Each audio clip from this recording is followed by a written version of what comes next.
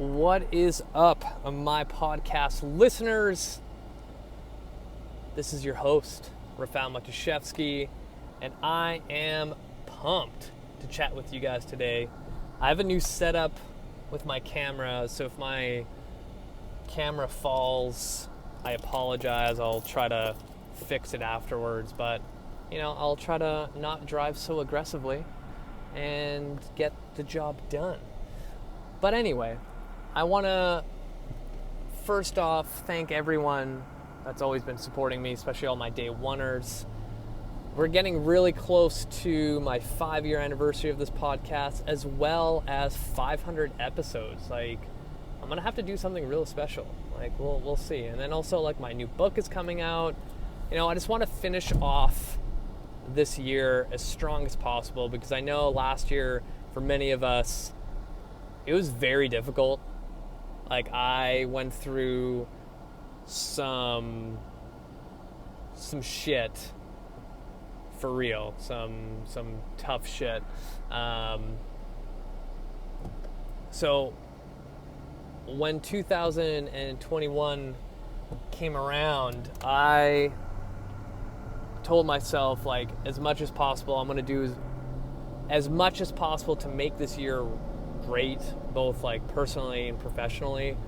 And I'm kind of right now at that tipping point where I'm turning the scales in my favor, and I'm hoping that by September it's just going to be all uphill for all of us, not only just for me but for all of us, because I think a lot of people have struggled with this entire year, along with last year, trying to get back into the swing of things, So the topic I want to bring up, the reason why I'm talking about all this, is the importance of self-awareness. And I brought this topic up a long time ago, and I've probably sprinkled it in over, the last 100 episodes, of why it's so vital to not only weight loss and fat loss, but our entire life. When it comes to self-awareness, I don't think a lot of us actually are. And even those people where they're oh yeah, I'm so self-aware, I know myself, I can't do this because I know myself, oh, that's not me because I know myself. Do you really know yourself? And it's also interesting when people in their early 20s will say that, and I'm you haven't even lived. You haven't even lived. Most of us haven't even lived. People in their 50s will say that, oh, I know myself really well. It's well, do you? And I think it's one of those journeys that we all take where we don't really, know ourselves that well. And it's a continuous, quest to find meaning, to find what makes us, happy, sad, what we want to achieve in life. All those things are, part of it, part of the journey.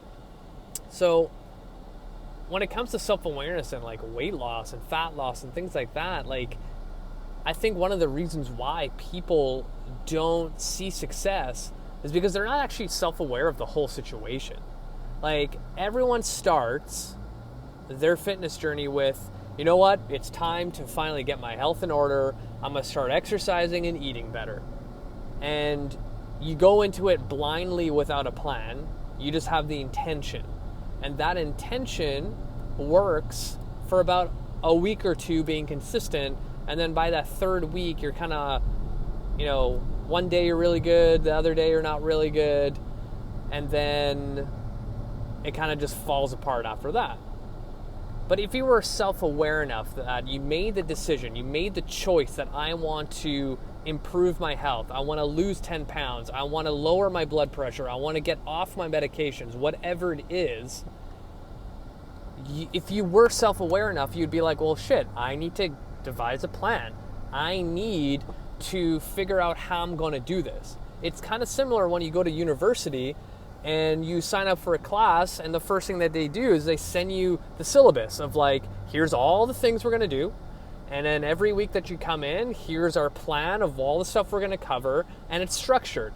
and you go through each lecture, each lab, each homework assignment, each quiz, each test, whatever it is, till you get to the end of the syllabus and you're like, I understand this subject, this topic, this area of whatever thing I'm learning, and now I can go to my next thing.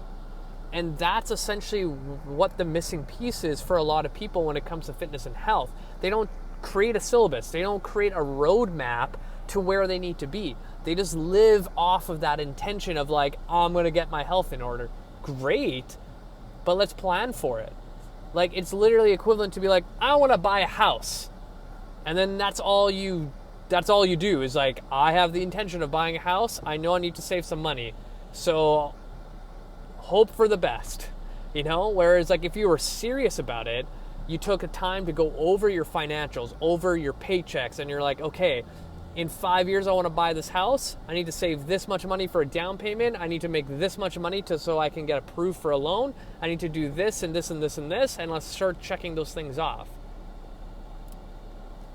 When it comes to stuff like that, like real life stuff, when it comes to buying a house, we have that self-awareness. Like, you can't just buy a house with wishful thinking. You're like, oh fuck, I need to be an adult. I need to like go to the bank and like figure my shit out. I need to go see a mortgage broker. I need to go meet with a realtor and like hopefully everything checks out. Like, those are the processes.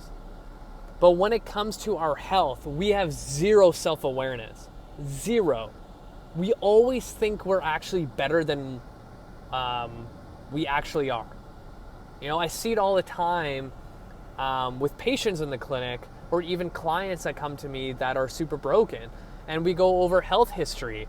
And it's not until I start really like peeling back the layers like crazy to finally figure out what's going on. Because a lot of times if I'm like, okay, like say it's an injured person coming to see me to do kin stretch, for example, because I get this a lot. And I do their functional range assessment, and I start off with like, okay, well, let's go over your injury history. Like, what's bugging you, and like, what kind of injuries have you had in the past, car accidents, whatever it is. And a lot of times people are like, oh, you know, like my knee sometimes hurts, but you know, I'm good. I'm like, you're good? And they're like, yeah, I'm good. And I'm like, well, then why are you here? And they're like, oh, you know, I want to like move better because like sometimes my knee hurts. And then as I start asking more questions, as we start doing the assessment, and they're like, oh yeah, this thing actually hurts. And oh yeah, and this thing happened. Oh, I actually had a surgery a couple of years ago where they removed my gallbladder. And I'm like, those are really important things. But in your head, you think that's okay. So your self-awareness is not really there. You know, like really ask yourself, like, even say you weren't injured and you decided to make this change in your life for fitness and health. Like, ask yourself, number one, am I doing everything I can at this point of my life and time towards my health? The answer is always no, because there's always more you can do. And people know that.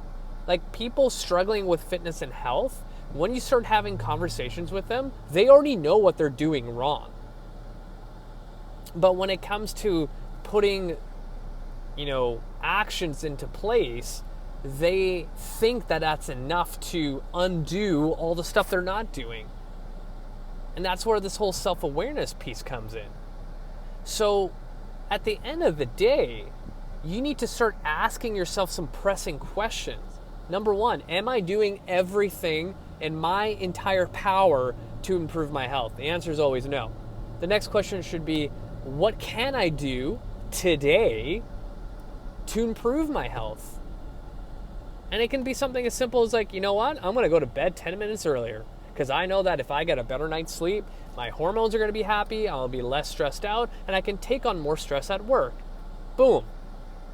This is the stuff that people are not doing to see success.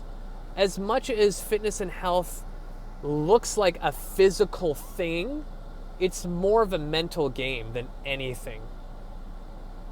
Yes, a huge component is you showing up to the gym every day and doing something or moving or whatever it is. But at the end of the day, if all the other stuff that influences your health doesn't get to a point where it should be, all that physical work you're putting in the gym is going to be for nothing. Sure, you're going to get some health benefit, but not the benefit that you're looking for aesthetically.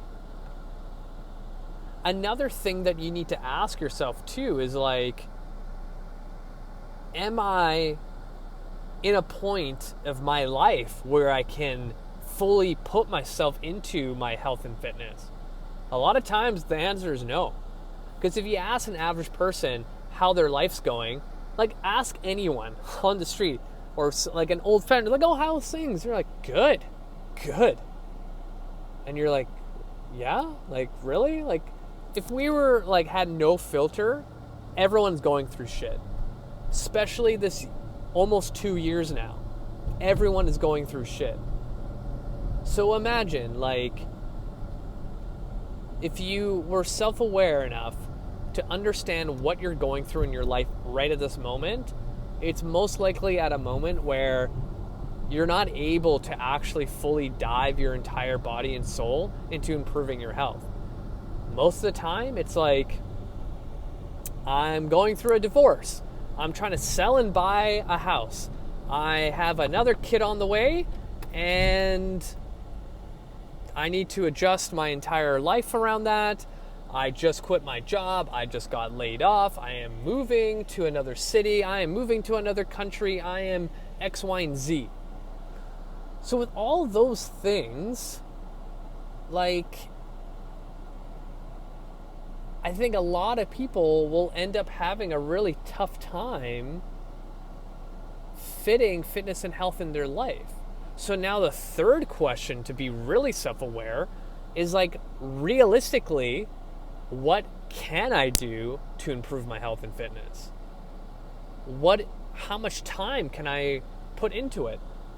How much, sacrifice am I willing to go through to make this a reality?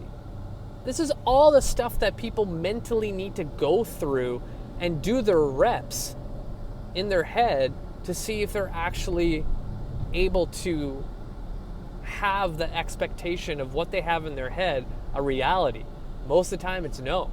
People need to, redefine success when it comes to this kind of stuff. So I'm going to leave it there because I feel like I can rant for like 2 hours on this, but ask yourself some tough questions. Ask yourself, am I actually self-aware enough for this? The answer is probably no. So I'm going to leave it there. Got all riled up there. Thank you so much for listening, you guys. You guys are amazing. If you have any questions, if you need any help, feel free to reach out. Thank you so much for listening. Share this podcast with your friends and family. Give me a 5-star review. Hit the show notes. Add me on Facebook. Add me on Instagram. Hit the show notes. I have my pre-sale form to sign up for my new book to get a notification the moment you're allowed to get it before anyone else. So put your name and email down to get that notification, and subscribe to my YouTube channel.